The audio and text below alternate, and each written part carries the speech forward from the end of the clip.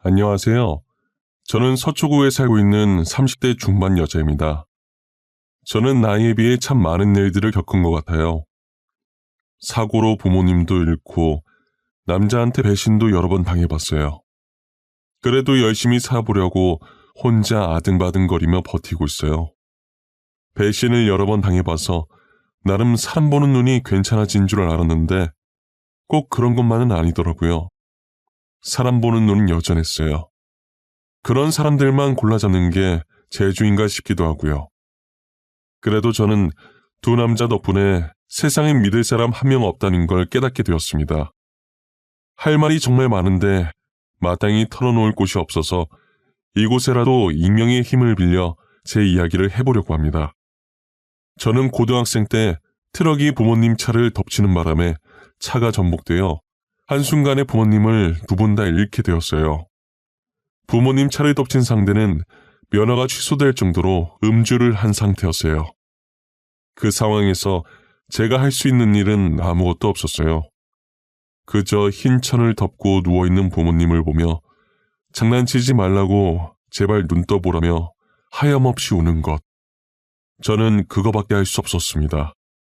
부모님 장례를 마치고 집으로 돌아와 텅 빈 집을 쳐다보았어요. 아무도 없다는 걸 알면서도 괜히 부모님을 불러보았어요. 역시나 제게 돌아오는 답변은 없었습니다. 더 이상 대답해줄 사람이 없다는 걸 믿고 싶지 않았어요. 저는 학업에도 손을 놓고 한동안 멍한 상태로 지냈습니다. 선생님은 그런 저를 보며 안타깝다는 표정을 하고 계셨어요. 지우야, 이제 그만 슬퍼하고 다시 공부해야지. 너 대학교 가고 싶어 했잖아. 선생님이 도와줄게. 선생님, 저는 이제 공부하고 싶지 않아요. 아무리 성적이 좋아도 제게 칭찬해줄 사람이 더 이상 여기 없어요. 부모님이 이런 모습 보시면 얼마나 속상해 하시겠어. 다시 부모님 만났을 때 혼자서도 이렇게 열심히 잘 살았다고 전해줘야지. 저는 선생님의 진심이 담긴 말씀에 다시 정신을 차리고 학업에 집중할 수 있었어요. 부모님은 돌아가시면서 제게 꽤 많은 재산을 남기고 계셨어요. 그래서 남들이 아르바이트 할 때 저는 힘들지 않게 대학까지 무사히 졸업할 수 있었어요. 가만히 있으면 잡생각만 날 것 같아서 졸업하고 곧바로 취업 준비에 들어갔어요. 다행히 제 성적이 좋았어서 꽤나 높은 연봉을 주는 곳에 단번에 취직했습니다. 아르바이트를 해본 경험이 없어서 그런지 회사 다니면서 상사한테 욕도 많이 먹고 분위기 자체도 되게 삭막했어요. 한 번은 동기들이 시기 질투를 하면서 뒤에서 제 험담을 하는 것도 여러 번 들었고요. 저는 회사 분위기에 적응을 못하고 혼자 다니게 되었어요. 너무 힘들어서 그만둘까 생각하고 있었는데 대리님이 나타나서 이것저것 도와주시더라고요. 지우씨, 표정이 왜 그래요? 일이 잘 안 풀려요? 아니면 부장님한테 혼났나? 아니에요. 그냥 제 자신이 왜 이러나 싶었어요. 이런 일도 제대로 못하는데 앞으로 어떻게 해야 하나 싶고. 난 또 뭐라고? 원래 입사 초반엔 다 힘들죠. 처음부터 잘하는 사람이 어디 있어요. 그렇긴 한데 제가 동기들보다 많이 뒤처지는 느낌이었어요. 열심히 해도 안 되니까 너무 답답해요. 앞으로 힘든 일 있으면 제가 지우씨 옆에서 열심히 도와드릴게요. 그러니까 쓸데없는 걱정은 하지 말고 같이 잘해봐요. 대리님은 나이가 저보다 3살 많았어요. 회사 일로 힘들 때 몰래 도와주고 조언도 아낌없이 해주셨어요. 저는 그렇게 대리님과 가깝게 지내기 시작했습니다. 대리님이 회사 생활로 힘들어하던 제게 먼저 손을 내밀어주고 자기 일처럼 도와주니까 자연스럽게 개인적인 감정으로 점점 마음이 가는 게 아니겠어요. 회식 날이 되자 대리님은 제게 술 안 마시고 싶으면 안 마셔도 된다고 하며 제 옆에 앉아 물과 휴지 등등 이것저것 챙겨주셨어요. 직원들은 그런 모습들을 보고 저희에게 짓궂게 장난을 치기 시작했어요. 대리님, 지금 뭐 하시는 거예요? 저희는 한 번도 챙겨주신 적 없으시잖아요. 맞아요. 요즘 계속 지우씨 옆에만 계시던데 설마 아니죠? 둘이 저희 몰래 뭐 있는 거 아니죠? 에이, 아니에요. 저희 아무것도 없어요. 그냥 제가 힘들어해서 대리님이 도와주시는 것뿐이에요. 뒷긴 뭐가 있다는 거야. 신입사원이 힘들면 도와주는 게 선배의 기본 매너지. 너네도 나를 좀 보고 배워. 힘들어하는 신입들 챙겨주라고. 대리님은 직원들 장난에 젠틀하게 답해 주셨습니다. 회식 때 어색한 분위기엔 게임만 한 게 없다며 게임을 시작했는데요. 평소 저는 게임을 잘 못해서 어김없이 벌칙에 걸리게 되었어요. 제가 술을 마시려고 술잔을 드는데 대리님이 창을 빼서 들고 흑기사를 자청했어요. 직원들은 그 모습을 보고 환호를 보내며 소원을 들어줘야 한다고 난리였습니다. 지금 당장 소원이 없는데 이거 혹시 나중에 쓰면 안 되는 건가요? 에이, 대리님 안 돼요. 그 소원권은 오늘 하루 동안만 유효한 거라고요. 지금 빨리 쓰셔야 돼요. 오늘이 지나면 못 써요. 오늘 안에만 쓰면 되는 거죠? 12시 전까지만 쓰면 되는 거잖아. 근데 꼭 이 자리에서 써야 하는 거예요? 밖에서 따로 쓰면 안 되나? 대리님 말에 직원들이 어디서 쓰려고 하냐고 또 한바탕 난리가 나서요. 집 가는 길이 대리님과 제가 같은 방향이라 둘이서 길을 걷고 있었어요. 대리님은 아무 말 없이 걷고 있다가 대뜸 시계를 보더니 아직 12시가 안 지났다며 지금 소원권 써도 되는지 물어봤어요. 제가 그러라고 하자 질문 2개만 하겠다고 하시더라고요. 지우씨, 지금 만나는 사람 있어요? 아니요, 없어요. 혹시 괜찮으면 저랑 만나보실래요? 뭐예요? 설마 대리님 이거 고백이에요? 지금 저한테 고백하신 거 맞아요? 네. 지우씨만 보면 신경 쓰이고 챙겨주고 싶고 그러더라고요. 그냥 동료라서 그런 건가 했는데 아니었어요. 저 지우씨 진짜 좋아해요. 그렇게 대리님과 저는 좋은 감정으로 만나게 되었어요. 근데 문제는 먼저 남친이 제게 비밀 연애를 하자고 제안하면서부터 시작되었어요. 저도 괜히 회사에 사내 연애한다고 알렸다가 긁어부스러 만들기 싫어서 알겠다고 했어요.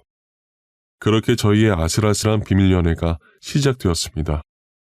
사귀는 동안 남친은 돌아가신 저희 부모님의 빈자리를 열심히 메꿔주려고 노력하셨어요. 1년 가까이 연애를 하면서 한결같은 남친의 모습에 당연히 전 더욱 좋아졌고요. 저희는 얼마 지나지 않아 결혼 얘기까지 오가게 되었습니다. 오빠, 우리 이제 나이도 있고 만난 지도 꽤 됐잖아. 그래서 말인데 혹시 나랑 결혼할 생각은 없어? 결혼? 나야 당연히 결혼하고 싶지. 너같이 나한테 잘해주는 여자가 어디 있어? 무슨 소리야. 오빠가 훨씬 더 나한테 잘해주지. 우리 부모님 빈자리도 다 오빠가 채워주고. 그건 당연히 해야 하는 거지. 근데 지우야, 난 너랑 결혼하는 것도 좋은데 동거부터 시작한 게 좋지 않겠어? 왜? 오빠네 부모님이 나 싫어하셔? 결혼하지 말래? 그런 건 아닌데 연애할 때 죽고 못 살던 사람들도 살아오는 환경이 달라서 결국 다시 갈라산 경우들이 많더라고. 그런가? 오빠가 나보다 더 생각이 깊네. 그럼 결혼은 나중에 하고 동거부터 시작하는 걸로 해. 그렇게 저희는 동거 먼저 해보기로 결정했습니다. 남친이 어느 정도 돈을 모아두긴 했지만 집을 살 정도는 아니었어요. 제가 반 정도 보태겠다고 했는데 한사코 거절을 하시더라고요. 어차피 저희 집은 저 혼자 살고 있어서 여기서 동거를 하기 시작했어요. 같이 사니까 제법 신혼부부 같고 좋더라고요. 하지만 이 행복도 그리 길게 가진 않았어요. 동거한 지 3개월 정도 됐을 때쯤 남친이 서서히 데이트도 미루고 약속이 잡혔다며 집에 늦게 들어오기 일쑤였어요. 지우야, 오늘 회사 사람들이랑 의논할 게 있어서 내가 조금 늦을 것 같아. 우리 데이트는 오늘 말고 내일 하는 게 어떨까? 중요한 거야? 중요한 거면 어쩔 수 없지. 회사 일이 먼저니까 내가 양보해야지. 진짜 미안해. 집에 들어갈 때 맛있는 거 사갈게. 혼자서 먼저 저녁 먹고 있어. 알겠지? 처음엔 저도 한두 번 믿어줬어요. 하지만 날이 갈수록 집에 들어오지 않는 횟수가 많아지더라고요. 이젠 일주일에 한 번 볼까 말까 하는 수준까지 됐었어요. 동거전 연애할 때보다 얼굴을 더 못 본 것 같았어요. 한 번은 대리님 옷에서 향수 냄새가 나더라고요. 저는 처음엔 대수롭지 않게 여겼었어요. 그 뒤에도 같은 향수 냄새가 이전보다 더 진하게 나길래 향수 사냐고 물었습니다. 같이 일하는 동료 박대리 향수가 좋아서 자기가 좀 빌렸었다고 말하더라고요. 그런데 한동안 계속 그 향수 냄새가 나서 얼마나 좋으면 계속 남의 걸 빌렸으나 싶었어요. 나중에 제가 박대리한테 직접 물어봐서 몰래 깜짝 선물해 주려고 했어요. 저는 회사 출근하자마자 박대리한테 가서 무슨 향수 쓰냐고 직접 물어봤어요. 그런데 박대리 표정이 그게 무슨 말이냐는 듯이 변하는 게 아니겠어요? 박대리님, 혹시 무슨 향수 쓰세요? 향수요? 향수 같은 거 안 뿌리는데. 저 향수 사본 적도 없어요. 향수 안 쓰신다고요? 아닌데. 분명히 대리님 향수라고 했는데. 도대체 누가요? 저 향수 써본 적도 사본 적도 없어요. 지우 씨가 잘못 들으신 것 같은데. 분명 남친은 박대리 향수라고 했는데 저는 지금 이게 무슨 상황인가 싶었습니다. 남친이 왜 거짓말을 했을까 하는 의문에 집에 가서 물어봐야겠다고 생각했어요. 그러던 찰나에 탕비실에서 신주임과 마주쳤어요. 신주임한테서 남친이 빌려서 뿌렸다던 향수와 같은 냄새가 나더라고요. 그때부터 쎄한 느낌이 저를 감쌌습니다. 저는 신주임과 대리님의 관계를 의심하기 시작했어요. 평소 향수에 관심이 많던 저는 퇴근 후 곧장 백화점에 들렀어요. 백화점에 있는 모든 매장을 방문하여 그 향수를 찾아내는 데 성공했습니다. 그리고 남친이 집에 들어왔을 때 제가 사들고 온 향수를 보여줬어요. 갑자기 웬 향수야? 집에 자기 향수 많잖아. 설마 이거 자기가 놔주려고 산 거야? 이 냄새 익숙하지 않아? 오빠가 맨날 뿌리고 들어오던 향수잖아. 그렇네. 근데 자기야, 이 향수를 지금 왜 사온 거야? 아니, 오빠가 매일 박대리님 거 뿌리고 다니길래 남의 거 그만 뺏어 쓰라고 새로 하나 샀어. 제게 향수를 받은 대리님의 표정에서 당황하는 모습이 그대로 드러나더군요. 저는 아무렇지 않게 주방으로 가서 와인으로 분위기를 잡았습니다. 남친에게 와인을 왕창 마시게 해서 깊은 잠에 빠지게 만들었어요. 남친이 자고 있을 때 몰래 휴대폰 지문을 풀어서 먼저 카톡 대화 내용부터 봤어요. 제게 지난주에 친구 집에서 자고 온다고 했던 날 신주임이 아니라 서주임이랑 놀아더군요. 이번 주에도 약속 있다며 못 들어올지도 모른다고 했었는데 그게 서주임과 호텔 예약해서 여행 간 것이었어요. 모든 대화 내용을 제 휴대폰으로 옮겨놨어요. 당연히 제가 휴대폰을 사용했던 흔적도 깔끔히 없앴고요. 누가 업어가도 모를 정도로 자고 있는 남친의 자켓에서 차키를 꺼내 들고 나갔습니다. 남친 차에 가서 블랙박스 메모리칩을 빼서 색으로 갈아 끼웠어요. 원래 들어있던 메모리칩을 들고 제 방에 있던 노트북에 꽂아 영상을 확인했습니다. 서주임이 1년도 넘게 남친 차를 타고 다녔더라고요. 둘이서 나눈 대화 내용에도 명백한 불륜 증거들이 있었어요. 저는 이 두 사람에게 제대로 복수해줘야겠다고 생각했어요. 남친은 친구 집에 놀러가고 있다고 남긴 메시지를 끝으로 연락이 끊겨서요. 저는 몰래 대화 내용에 있던 호텔 로비에서 시간 맞춰 기다리고 있었고요. 얼마 지나지 않아 체크인을 하러 들어오는 두 사람이 보이더군요. 저는 놓치지 않고 영상으로 그 모습들을 다 담았습니다. 그리고 제가 선물했던 향수를 들고 그들 면전에 뿌리기 시작했어요. 아, 박주임! 이게 무슨 경우 없는 짓이야! 박주임, 여기는 어떻게 알고 와서? 지금 집에 있어야 할 시간 아니야? 왜 지금 당신이 여기 있는 거야? 아, 지금은 내가 박주임이야? 너는 내가 여기 있는 게 중요하니? 니들이 하고 있는 짓들이 중요하지. 왜? 내가 못 올 곳이라도 왔나 봐? 넌 여기가 친구 집이니? 이거 다 오해야, 박주임. 내가 다 설명할게. 그러니까 조금만 진정해. 내 얘기 좀 들어봐, 제발. 오해? 오해는 무슨 오해야? 지금 둘이 떡하니 팔짱 끼고 호텔에 들어온 게 오해라고? 말 같지도 않은 소리 그만해. 남친은 나중에 자기가 다 설명하겠다면서 무릎을 꿇고 제 바지가랑이를 잡고 빌더라고요. 알고 보니 남친이 제 재산을 보고 일부러 접근한 거였어요. 실제로는 서주임과 더 오래 연애를 해왔더라고요. 서주임도 남친이 양다리였다는 걸 모르는 눈치였고요. 서주임은 처음에 제게 화를 내다가 저희의 대화를 듣더니 양다리였다는 걸 알고 남친 뺨을 때리고 호텔을 나갔어요. 저는 이 사실을 전부 회사에 내부 고발할 거라고 협박했습니다. 남친이 다시는 안 그러겠다고 비는데 그 모습도 정이 떨어지네요. 서주임은 아직도 정신 못 차렸는지 남친이랑 결혼하겠다고 난리더라고요. 제게 찾아와서는 남친한테서 떨어져 나가라고 하길래 회사에 양다리 걸친 카톡 내용과 모든 사실을 회사 내 어플에 익명으로 고발했습니다. 남친과 서주임은 회사에서 쫓겨나고 저도 회사의 정이 떨어질 대로 다 떨어져서 그만뒀어요. 저는 그 이후로 연애를 안 하겠다고 다짐하고 일자리를 고민하고 있었습니다. 평소 관심이 많았던 향수나 만들어 볼까 했는데 계속 그 일이 떠오를 것 같더라고요. 향수만큼이나 옷에도 관심이 많아서 부모님 재산으로 작은 옷가게를 하나 차렸어요.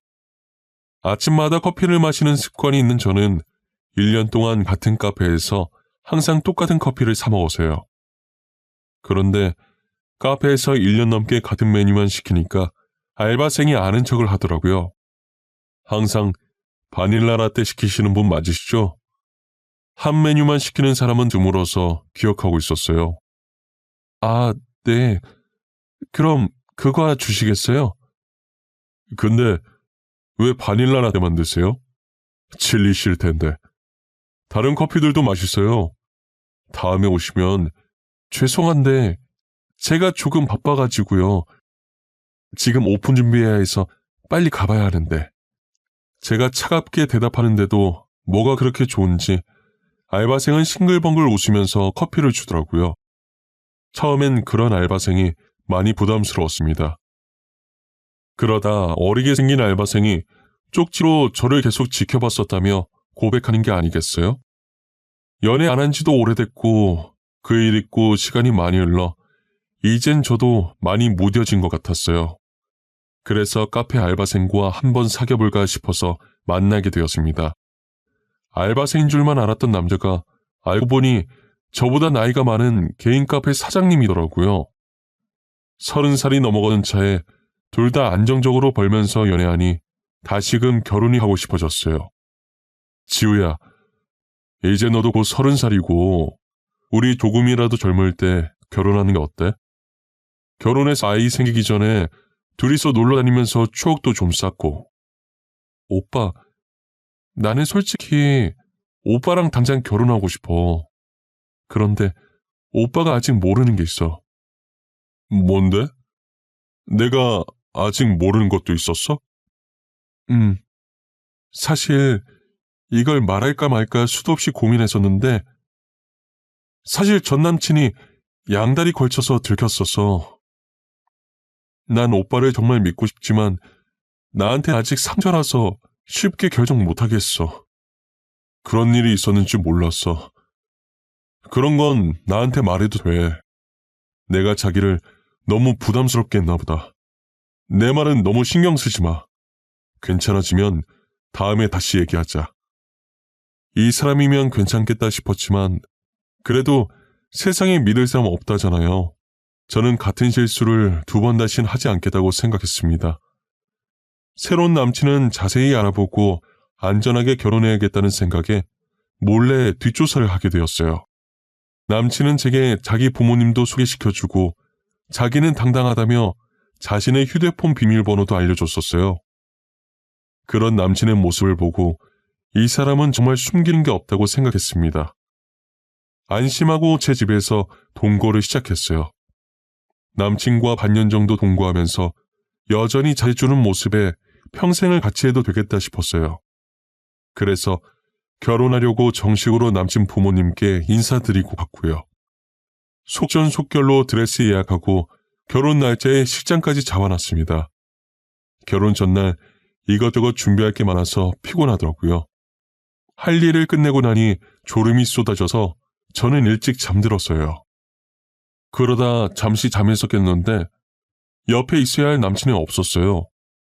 문 쪽으로 다가가니 남친이 거실에서 몰래 누군가와 통화 중이더라고요. 여보라고 말하는 남친의 목소리에 두 귀를 의심했어요. 저는 본능적으로 휴대폰을 들어 몰래 찍고 있었죠. 바보같이 제가 잔다고 생각한 건지 당당하게 스피커폰으로 통화하고 있어서 상대방 목소리도 선명하게 들리더라고요. 여보, 이번 일만 잘 끝나면 여보한테 명품백 2-3개? 그건 그냥 사줄 수도 있어. 조금만 기다려봐. 알겠지? 진짜? 빨리 여보가 하는 일 끝났으면 좋겠다. 나 지금 너무 기대돼. 친구들한테 자랑할 거야. 당연히 자랑해야지. 앞으로 자기한테 좋은 거 더 많이 해줄 수 있어. 나 믿지? 그러니까 조금만 기다려줘. 알고 보니 남친은 이미 여친이 있었습니다. 제 재산을 뒤로 빼돌릴 생각으로 사기 결혼을 결심한 것이었어요. 그리고 시어머니와 시아버지도 돈 주고 연기를 부탁한 사람들이었더라고요. 남친은 애초에 제게 사기칠 목적으로 다가온 거였죠. 이 사실을 알고 화가 난 저는 평생 잊지 못할 결혼식을 만들어주겠다고 생각했어요. 모두가 보는 앞에서 망가져가는 남친의 모습을 상상하니 그렇게 짜릿할 수가 없었습니다. 결혼식장에서 남친과 나란히 입장 후 축가 부르는 시간이 다가오고 있었어요. 저는 사회자에게 축가 부르기 전에 제가 따로 준비한 게 있다고 말했죠. 오빠를 위해서 선물 하나를 몰래 준비했어. 내가 준비한 영상을 보면 이 순간을 평생 잊지 못할 거야. 난 지금도 너무 행복한데 무슨 선물까지 준비했어. 도대체 언제 준비한 거야? 결혼 전에 많이 바빴을 텐데. 틈틈이 준비했지. 내 성의를 봐서라도 잘 봐줘. 오빠의 눈부시게 화려했던 순간들을 담아봤으니까. 곧바로 전날 찍어놨던 영상을 틀어버렸습니다. 그 영상을 본 남친은 당황해하며 얼른 끄라며 소리치고 난리였어요. 남친은 끝까지 거짓으로 무장했더라고요. 하객들도 다 알바였고 그중 한 명이 영상을 보자마자 불륜 현장이라며 실시간으로 인터넷에 올렸어요. 당연히 결혼식은 엉망이 됐고 불륜 영상이 빠르게 퍼지면서 남친의 카페 정보까지 다 뜨게 됐어요. 결국 카페 주인의 불륜남이라고 동네에 소문이 퍼지면서 카페는 쫄딱 망하고 말았죠. 2번씩이나 남자한테 상처받은 저는 이제 하고 있는 일에만 몰두하기로 했습니다. 한 번은 SNS 스타가 저희 가게를 방문해서 쇼핑하는 사진을 찍어 올린 겁니다. 그 사진을 본 팔로워들이 저희 가게를 알아낸 후 빠르게 입소문이 났어요. 작은 옷가게에서 시작했던 제가 이제 인터넷 쇼핑몰까지 나아가 성공하게 되었습니다. 저는 제 힘으로 열심히 번 돈과 부모님의 재산으로 평생 혼자 살 생각이에요. 그런데 제가 성공했다는 걸 알았는지 첫 번째 전 남친한테 잘 사냐고 연락이 왔어서요. 저와 이혼하고 그닥 잘 사는 것 같지 않더라고요. 지호야, 요즘 너네 가게 SNS에 많이 보이더라.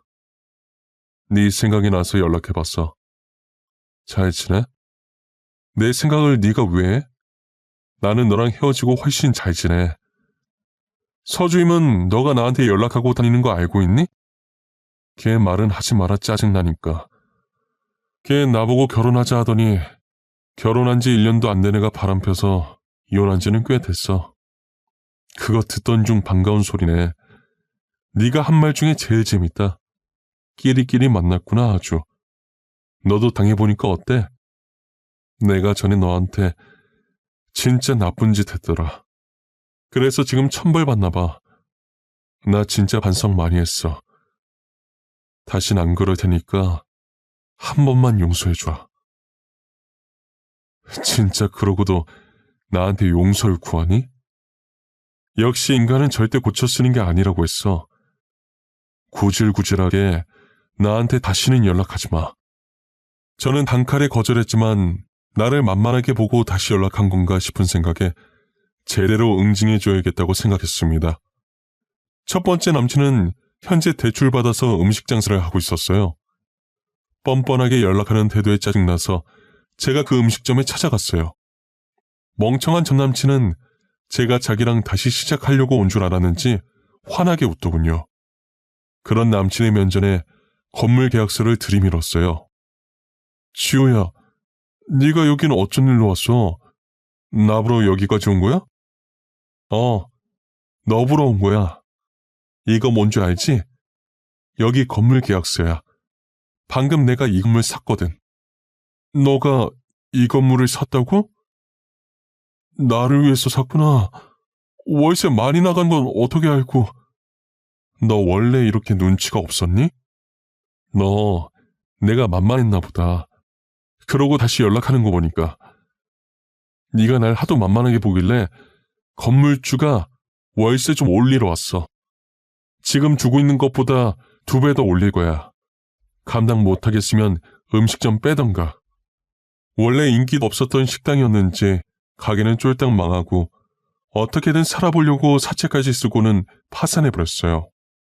전 남친은 다시 제게 찾아와 앞으로 평생 아는 척 안 할 테니 제발 살려만 달라고 손이 발이 되도록 빌더라고요.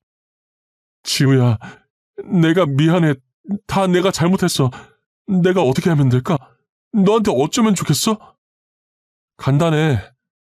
그냥 내 눈앞에서 사라져주면 돼. 머리카락 한 올도 보이지 말고 그대로 사라져. 내가 사라져줄게. 앞으로 평생 아는 척 안 하게. 그러니까 제발 한 번만 살려주면 안 될까? 누가 보면 내가 너 죽이는 줄 알겠다. 너 이런 식으로라도 계속 내 앞에 보이면 더 심하게 괴롭혀줄 테니까 나가. 전 남친은 연신 미안하다고 앞으로 찾아올 일 없을 거라며 도망가 버렸습니다. 2명의 남친 모두 제 재산만 보고 만난 게 억울했지만 이렇게라도 돈으로 복수할 수 있으니 정말 다행입니다. 눈에는 눈, 이에는 이라고 하잖아요. 돈에는 똑같이 돈으로 응징을 해줘야 하는 것 같습니다. 앞으로 연애를 할 수 있을지 모르겠지만 혹시라도 다음에 연애를 하게 된다면 명품 선물도 하지 않고 아예 돈 없는 척 해야겠다고 생각했어요. 무너져가는 집이라도 하나 사서 못 사는 척 연기해야 하나 싶습니다. 여러분들은 아무리 좋아하는 사람이라도 모든 걸 내비치지 마세요. 저처럼 약점이 될 수도 있답니다. 제 이야기는 여기까지예요. 지금까지 들어주셔서 감사합니다.